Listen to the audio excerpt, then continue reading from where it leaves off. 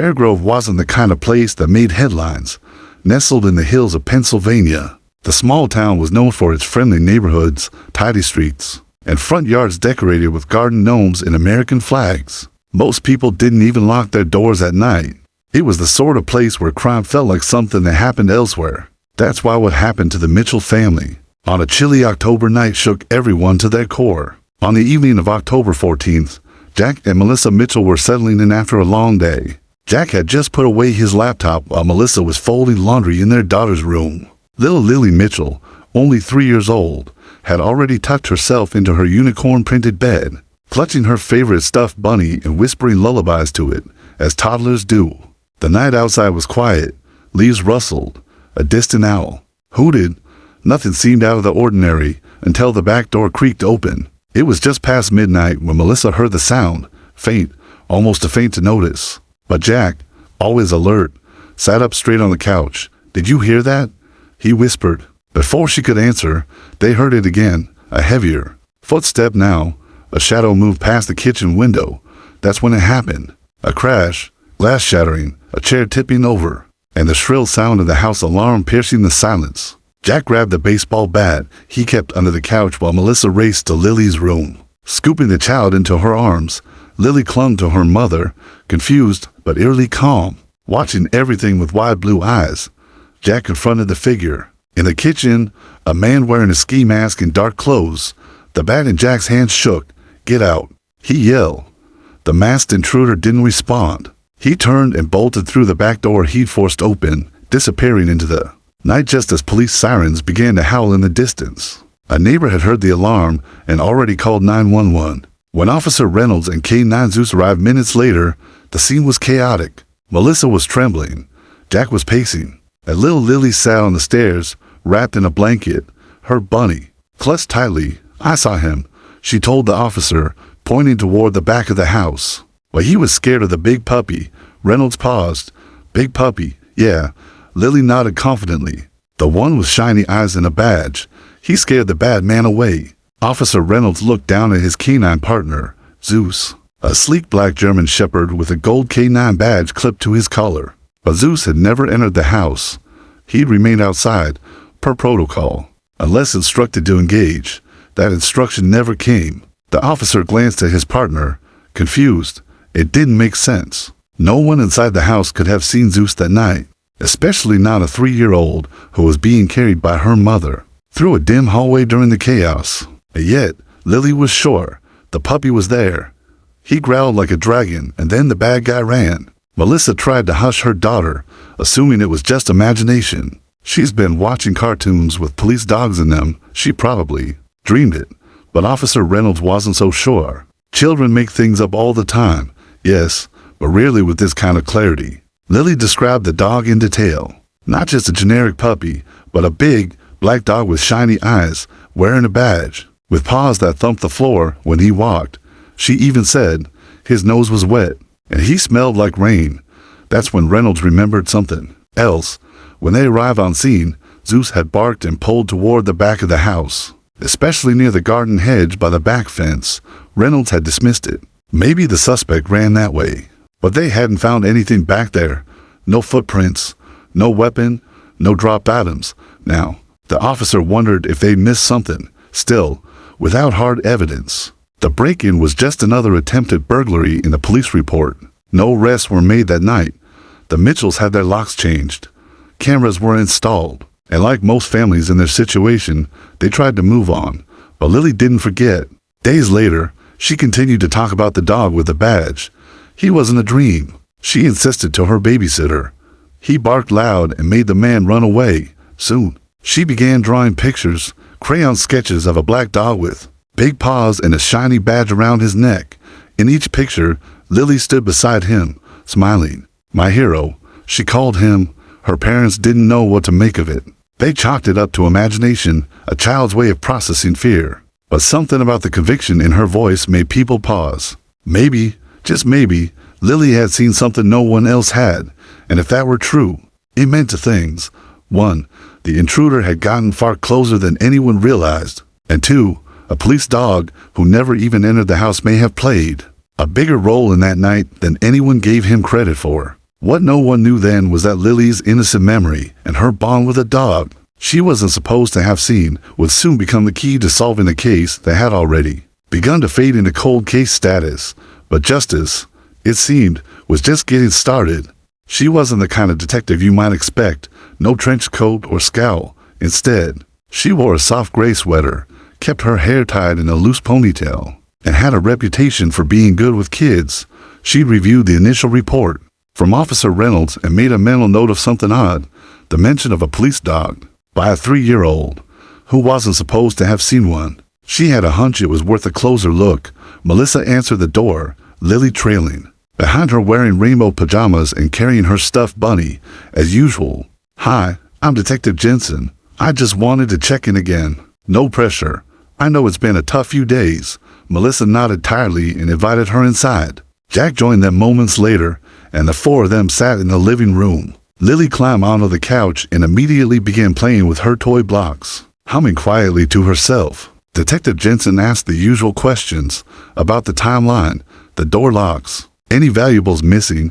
Then, casually, she turned to Lily and said, "Hi there, sweetheart. I heard you saw someone the other night." Lily looked up. Huh? A bad man. What did he look like?" "He had a mean face," Lily said, frowning. "Was he wearing anything, a mask?" she answered. "He was dark and loud." Melissa looked concerned. "She's been repeating that a lot. She was really scared." Detective Jensen nodded, then leaned forward slightly. "You also saw a puppy?" Lily's eyes lit up instantly. "Yes. The big puppy with the shiny eyes. Ken. You tell me more about him." "He had a badge. He smelled like rain. He was so big, but not scary. He went grr at the bad man." Jack and Melissa exchanged awkward glances. "We're not sure where she's getting this," Jack said. "Zeus, the K9 unit, was outside, but she's never met him," Melissa finished. "Not even seen a photo. That's why we think she might have just imagined it. Maybe saw him through the window or something." But Detective Jensen wasn't so quick to dismiss it. "Did she watch the dog on TV or YouTube? Maybe a cartoon with a police dog?" Melissa shook her head. "She's obsessed with bunnies. That's it. No Paw Patrol, no dog cartoons. Not even real dogs. She's scared of them, actually." Jensen raised an eyebrow. "Lily," she said gently, "can you draw me a picture of the puppy you saw?" Lily grinned. "Okay." She grabbed crayons and began drawing with serious focus. In minutes, she'd filled the page with thick black strokes for fur, a yellow circle for a badge, and large, pointed ears. Standing beside the dog was a small figure with yellow hair. "This is me," she said, tapping the figure, "and this is the puppy. He's my hero." Melissa rubbed her arms. "It's strange," she murmured.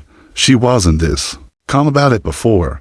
It's like she believes the dog protected her. Detective Jensen left with the drawing, her mind turning over the strange consistency of Lily's story. Children often misremember things. They dream, they fill in gaps. But Lily's description matched Zeus exactly, right down to his unusually bright hazel eyes. That afternoon, Jensen called Officer Reynolds. "Humor me," she said. "Did Zeus react oddly during the initial sweep?" Reynolds thought back. "Yeah, actually, he kept sniffing the hedges by the back fence. Wouldn't stop. I assumed the guy might have run through there. But we didn't find anything. Thought it was nothing. What if it wasn't?" Reynolds paused. "You think the girl saw Zeus through the window? She says he scared the guy off. She couldn't have seen him." "I know." The next day, Jensen returned to the Mitchells' home with Reynolds and Zeus. Lily watched from the porch as Zeus trotted beside the officer. She gasped in delight. "It's him. It's really him. Can she come closer?" Reynolds asked. Melissa hesitated. She's usually afraid of dogs. But Lily was already down the steps, arms outstretched. "Hi, puppy," Zeus, trained to be calm, but alert, didn't move, just looked at her with his intense, intelligent eyes. She gently placed her hand on his back. "Thank you for making the bad man go away," she whispered. Zeus let out a quiet huff, almost like acknowledgement. That sealed it for Jensen. This wasn't imagination. This was a memory. Something had happened that night. Something the adults didn't see. But Lily did, and somehow, that dog had been part of it. The next step was clear. Revisit the hedge Zeus had fixated on. Reynolds led him back to the same spot. This time, they took their time. Within minutes, Zeus stopped, Nose down, tail still. Jensen dropped to her knees and brushed away the leaves. A black glove, soiled, half buried, and crusted with mud. Carefully, she placed it in an evidence bag. DNA, Reynolds asked, hopefully, or a fingerprint, sweat, anything. This glove wasn't found during the original sweep, but Zeus knew it was here. Back at the lab, the glove was sent for immediate testing. The results would take time, but Jensen already had a gut feeling. Lily had seen the man. Zeus had tracked him, and somewhere in this puzzle, the two of them, a child and a dog, had picked up the thread everyone else missed. That night, as Melissa tucked Lily into bed, the little girl smiled sleepily and whispered, "The puppy's still watching us." Melissa kissed her forehead, heartful. She didn't know if it was true, but something about it felt right. Because for the first time since that awful night, their house felt safe again. The weeks passed since Detective Jensen found the black glove behind the Mitchells' home. Forensics hadn't returned results yet, but her gut said it was important. It wasn't just the glove. It was how they found it, or more precisely, who had found it. K9 Zeus and a 3-year-old girl who shouldn't have remembered anything. Still, without hard evidence, the case remained open but cold. There was no suspect, no fingerprints, no surveillance footage worth anything. The street security cameras had caught a blur, someone in dark clothes, a hoodie, but the face was unidentifiable. No license plate, no vehicle, nothing that would hold up in court. Detective Jensen couldn't let it go. It nagged at her, not just the break-in itself, but the way Zeus had acted. According to Officer Reynolds' report, Zeus had gone on high alert that night. Focused, stubborn, fixated on the bushes like he was onto something. Yet standard procedure dictated that if no person was in immediate sight, K9 units were to stay on perimeter unless instructed. That instruction never came, but Zeus knew. And Lily hadn't just imagined something. She described Zeus before she ever met him, even how he smelled. That level of sensory recall didn't come from a cartoon. It came from being there. Jensen pulled up the body cam footage again. It was grainy, as usual, but clear enough.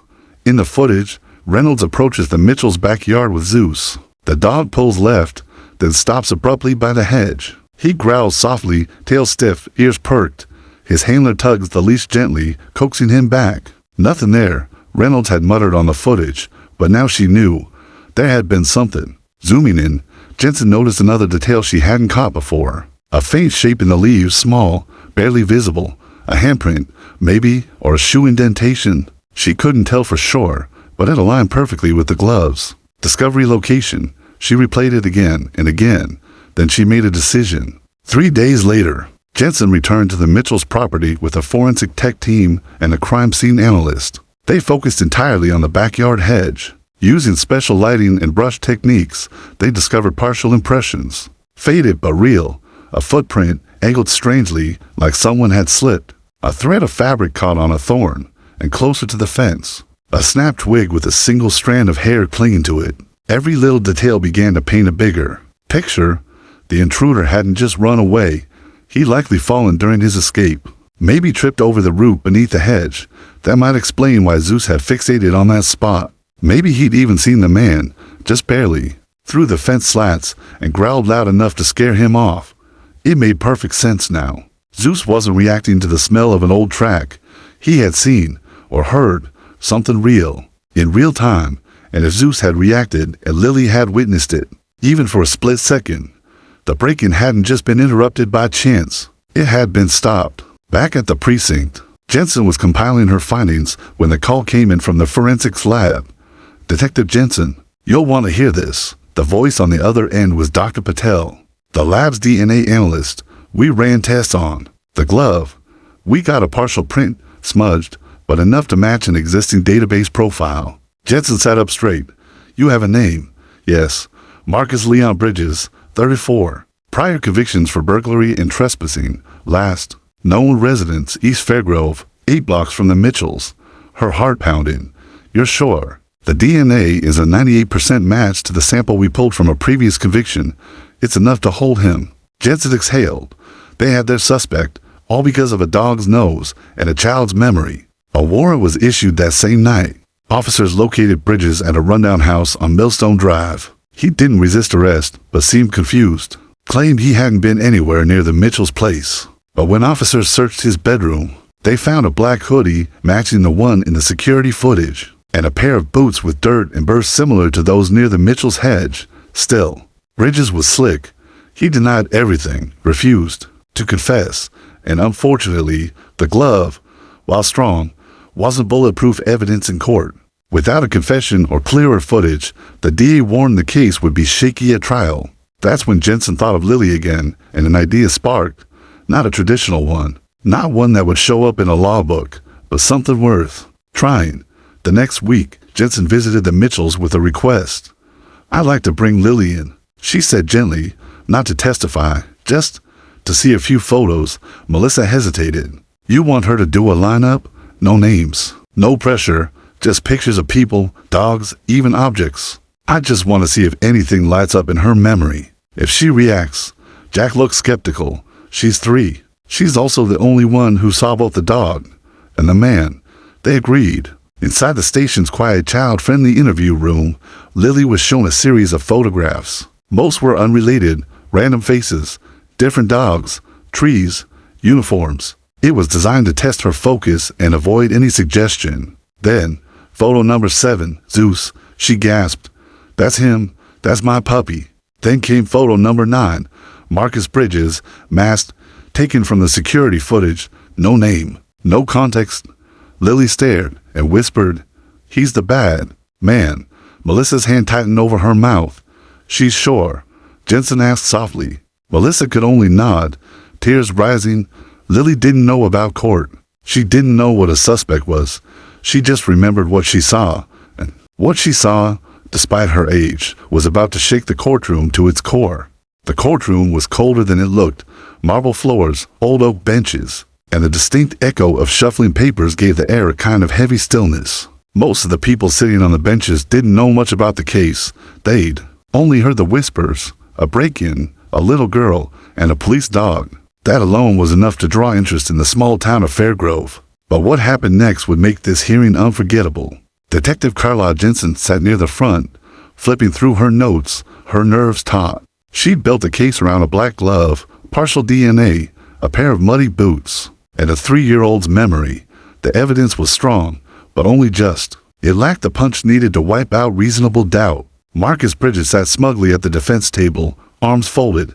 He wore a blazer too big for him, his hair trimmed neatly for the court appearance. He looked calm, collected, exactly the image his lawyer wanted to portray, an ordinary man being wrongly accused. Prosecutor Daniel Merrow stood and addressed the judge. "Your Honor, the state would like to request the introduction of informal visual identification conducted with a minor child, Lily Mitchell." Bridges' defense attorney, a weary man named Conrad Wells, immediately stood. "Objection. The child is 3 years old.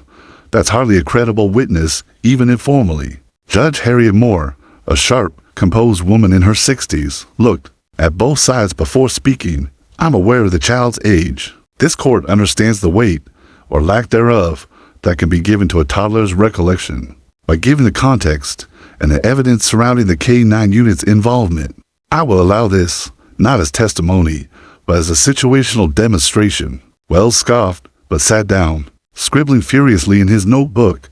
The judge turned to Merrow. "Proceed." The courtroom doors opened, and Melissa Mitchell stepped in, holding Lily's hand. The little girl wore a pale blue dress with sunflowers on it, her blonde curls neatly tied with a ribbon. She looked around with curious eyes, completely unaware of the tension in the room. At her side, Detective Jensen crouched. "Remember, Lily, we're just going to look at some pictures and say if you recognize anyone. That's all." Lily nodded. "Okay, will the puppy be there?" Jensen smiled softly. "Maybe."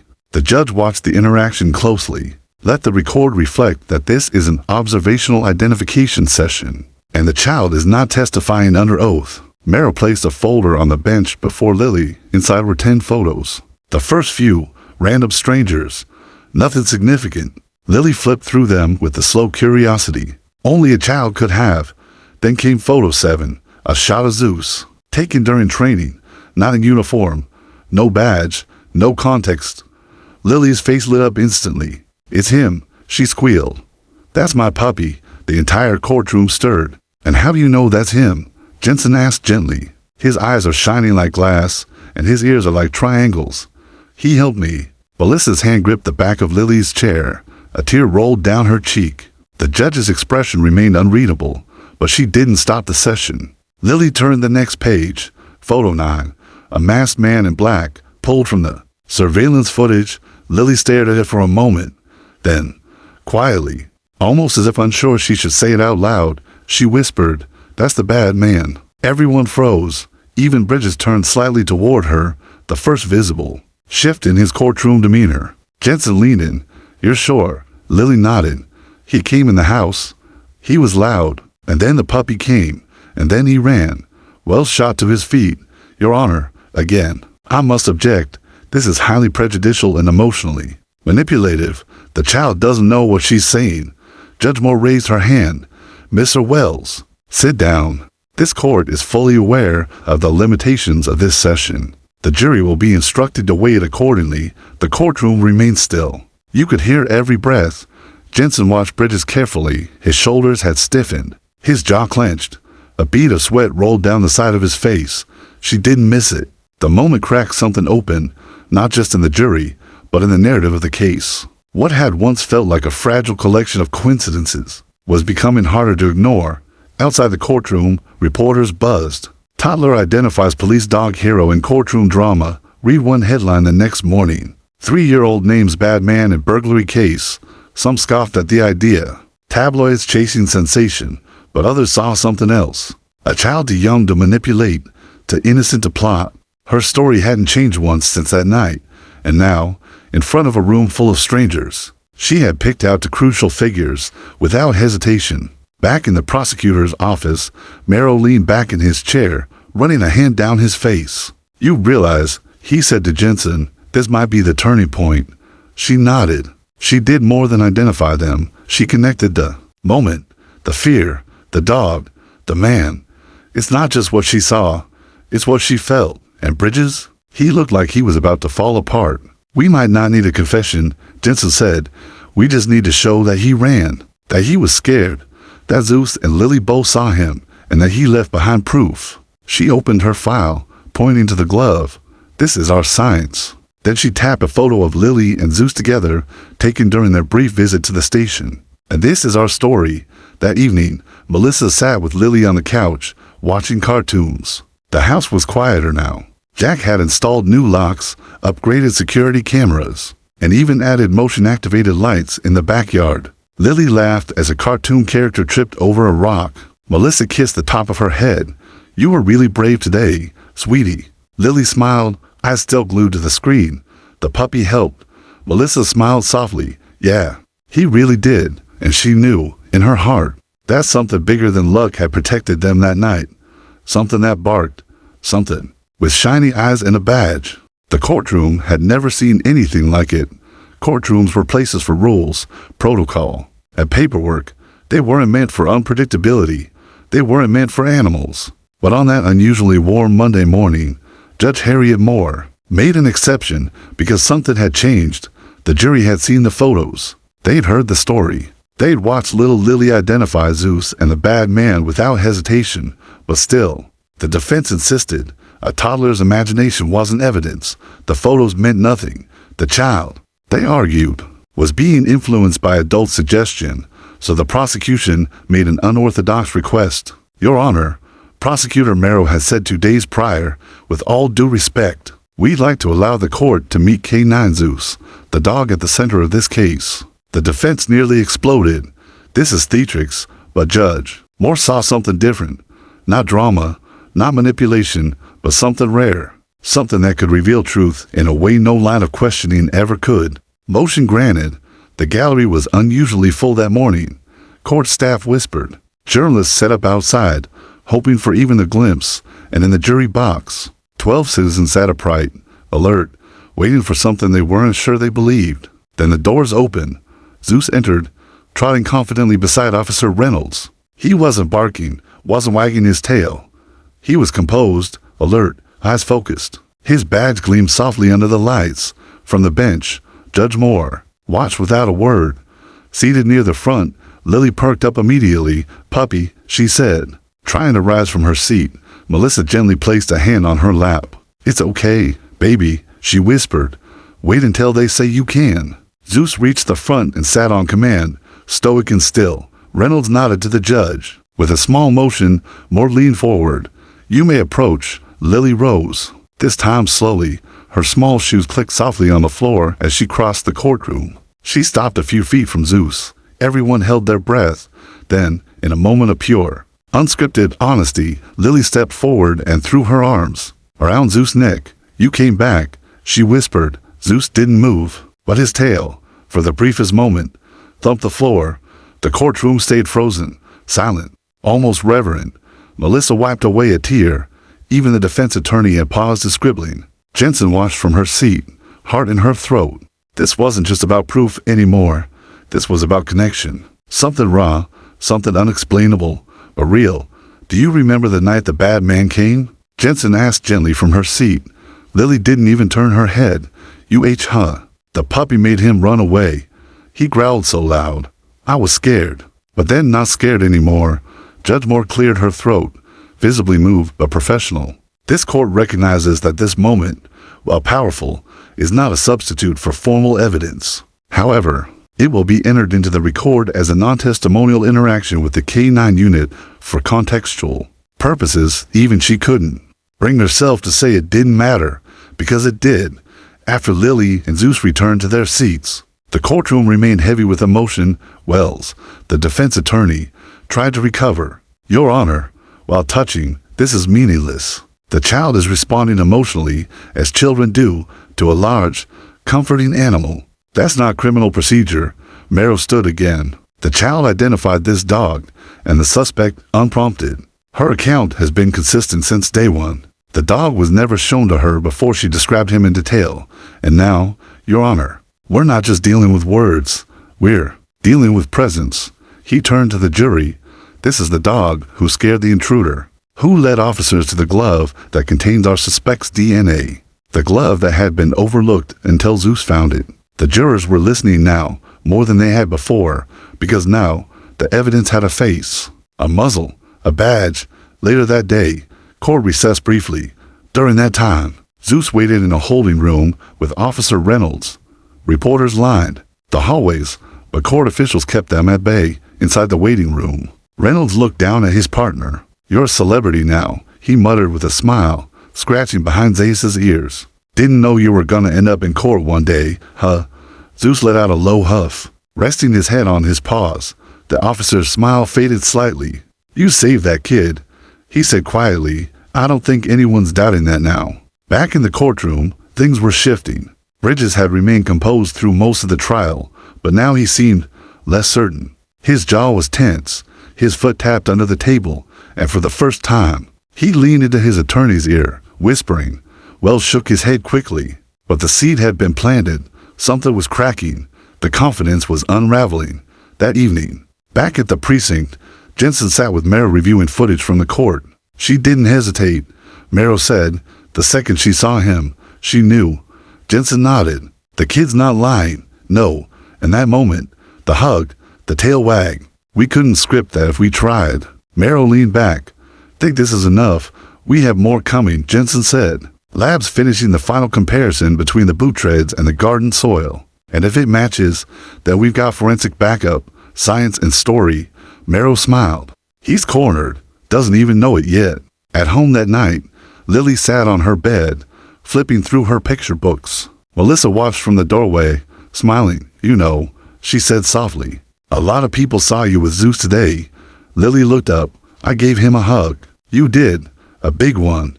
"He's still a hero," Lily said matter-of-factly. Melissa walked in, pulling the blanket over her daughter. "Yes, he is." Lily looked up. "Is he okay?" "He's just fine. And he's really proud of you." The little girl nodded once. Satisfied. "Good." She rolled over and whispered one more sentence before drifting off. "He barked at the dark, and the dark got scared." Melissa sat with her a little longer, listening to the silence. A silence that no longer felt empty, but safe. 2 days after Zeus's courtroom appearance, now called the hug heard round the courtroom by the local press, everything changed. Detective Carla Jensen stood in the sterile corridor of the state crime lab, arms folded, eyes fixed on the double doors of the forensic processing wing. Her phone buzzed every few minutes with reporters asking for comments she wouldn't give. Prosecutor Merrill had told her to hold steady, and she did, but it was like waiting for lightning to strike, and then it did.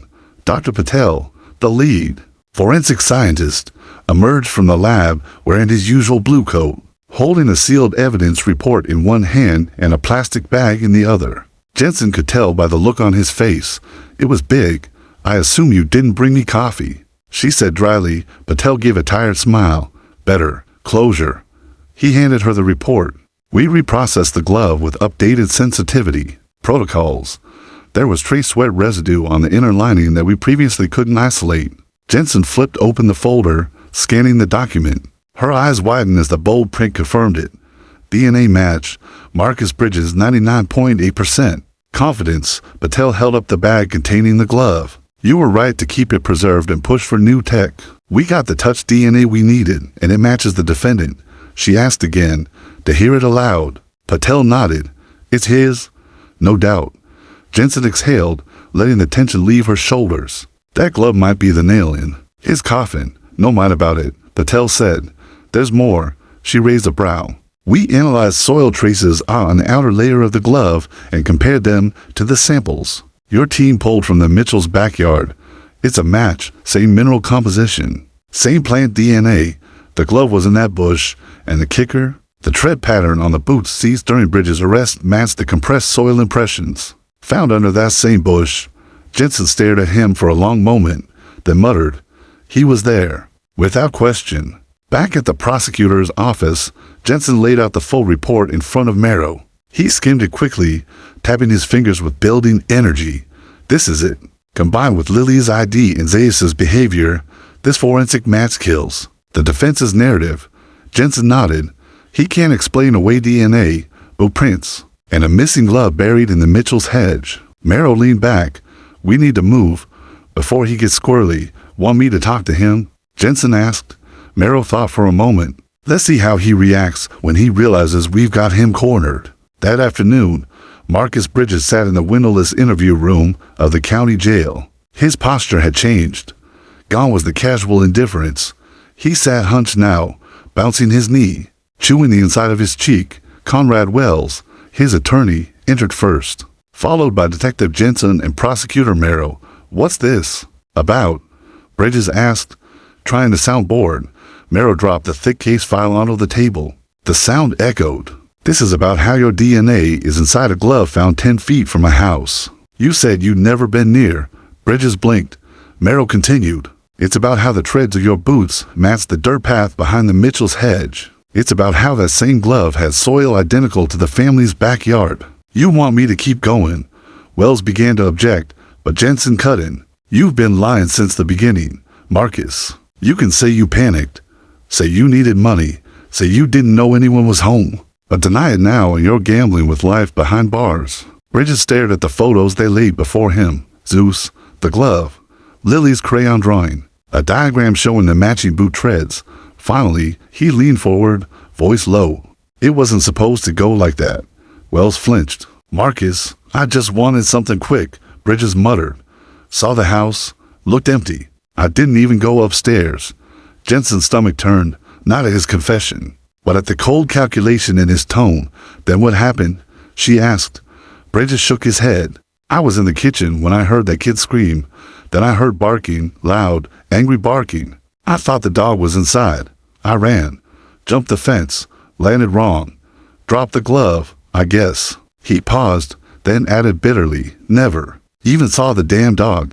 Jensen couldn't help but smile slightly. "But the dog saw you." With the confession secured, Merrill prepared for trial with renewed confidence. The defense tried to suppress the confession, claiming coercion, but the recording showed no pressure, just facts, laid bare. The courtroom was tense but quieter now. Everyone knew the outcome was close. Jensen sat beside Officer Reynolds as the jury returned from deliberation. The foreman, a middle-aged woman with clear eyes and a strong voice, stood and read the verdict. "We, the jury, find the defendant, Marcus Bridges, guilty on all counts." No gasp, No shouting, just silence. Then Melissa Mitchell sobbed quietly into Jack's shoulder, and Lily, too young to understand the meaning of guilty, clapped once and whispered, "The bad man won't come back now." Zeus, seated beside Reynolds in the back of the courtroom, gave a soft bark. Outside, reporters mobbed the courthouse steps. "Little girl. Dog helped solve burglary case" became the headline splashed across local and national news alike. But inside the precinct, Jensen sat quietly with Marrow. "It's rare," he said, "to have something this clean, this human." Jensen nodded. It wasn't clean at all, but it was real. "She'll forget the trial eventually." "Maybe," she said, "but she'll never forget the dog." Later that night, Lily sat in her pajamas on the porch, watching the stars. Zeus had been granted special leave by the department to visit the Mitchells that evening. One final thank you. He lay beside her, eyes half closed, head resting. On her feet, Melissa stepped outside with a mug of tea and smiled at the scene. "Ready for bed?" she asked. Lily shook her head. "I want to stay with him a little longer.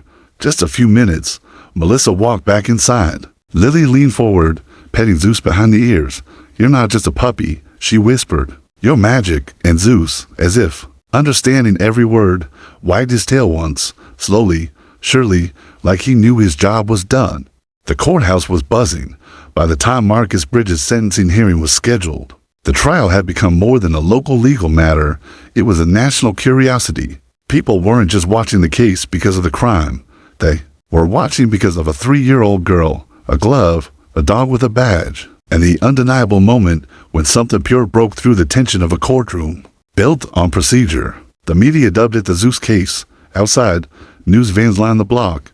Inside, the seats in the gallery were packed with curious spectators, court interns, reporters, and residents from the small Pennsylvania town who had come to see justice finally done.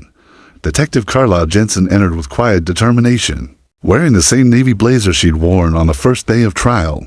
Officer Reynolds followed close behind, this time not in uniform, but still accompanied by Zeus, who was freshly groomed and unusually alert, sensing the weight of the moment. In the front row, the Mitchell family sat quietly. Melissa clutched Lily's tiny hand in hers, the child leaning softly against her mother's side. Jack, still trying to process how their one simple life had become the subject of national conversation, sat stiffly, watching the courtroom with protective eyes. The room quieted as Judge Harriet Moore entered and took her place behind the bench. She didn't waste time with formalities. Court is now in session for sentencing in the matter of Commonwealth of Pennsylvania v. Marcus James Bridges. The defendant stood, now pale and significantly thinner than when the trial began. Gone was the defiance he once carried into the courtroom. His eyes were sunken, his posture slack. Whatever arrogance he had left had been stripped away by the evidence, the DNA, the confession, and, most of all, the presence of the little girl who had remembered more than anyone expected. Prosecutor Marrow rose. "Your Honor, the Commonwealth recommends the maximum penalty for burglary in the first degree, along with related charges. This was not a petty theft. It was a violation of safety, of innocence, and it involved a child. The psychological impact on this family cannot be overstated." Judge Moore nodded. She looked toward the defense table. "Mr. Wells, does your client wish to make a statement?" Wells turned to Bridges. For a long moment, it looked as though the man might speak, but then he shook his head. "No, Your Honor." Moore pursed her lips. "Very well, then." She did something unexpected. "I'd like to invite a statement from the victims, if they wish to make one." Melissa Mitchell stood slowly. She walked to the front, her voice calm but strong. "That night, when he broke in, I felt something I had never felt before in my own home, fear," she said. "I wasn't afraid for my things. I was afraid for my daughter, for the way her world might change forever. But what I didn't know, what I couldn't have imagined, was that a police dog named Zeus would become her protector." She looked at the judge, then briefly over to the jury box, now empty, but symbolic. "That dog didn't just chase a man away. He gave my daughter her voice back. He gave her courage." Melissa returned to her seat, tears in her eyes. Lily looked up at her and whispered, "You did good, Mommy." Judge Moore took a breath. "This case has drawn attention far beyond our courtroom," she said. "But justice is not a performance. It is a promise, one we owe to every citizen, no matter how small." In this case, it was the smallest voice that reminded us all what truth sounds like. She turned to Bridges. You are hereby sentenced to 12 years in state prison. With no eligibility for parole for the first 7, the sentence will be followed by 3 years of supervised probation. You violated the safety of a home and the trust of a community. Your punishment reflects the severity of that choice.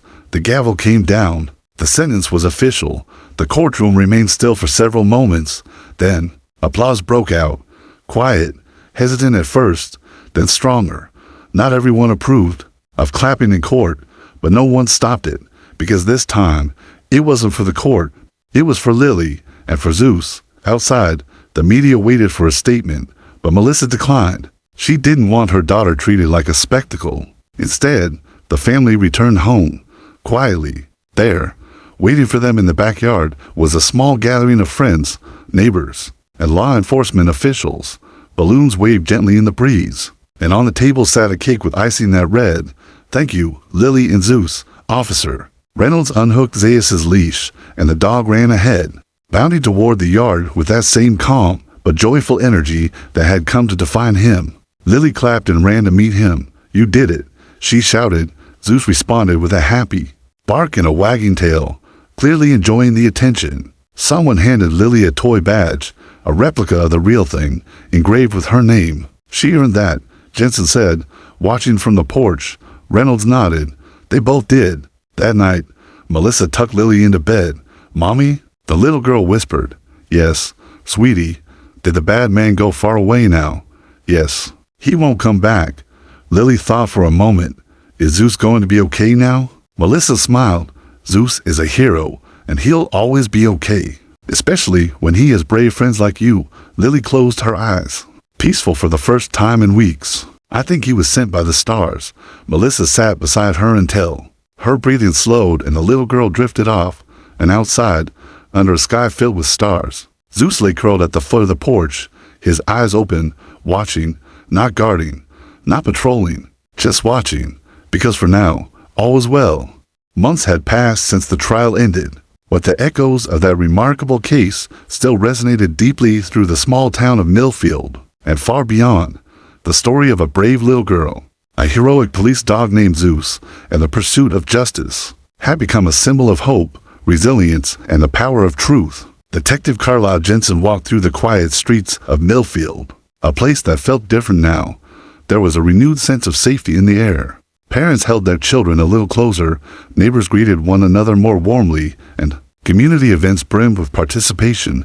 The town had survived a terrifying intrusion, but it had grown stronger, thanks in no small part to a fearless toddler and her canine guardian. Jensen found herself drawn to the Mitchell home one crisp autumn afternoon. She was invited to speak at a local school about the importance of community and trust in law enforcement, but more personally, she wanted to check on Lily. Melissa opened the door with a smile, warmth radiating from her despite the chilly wind outside. "Detective Jensen, it's good to see you."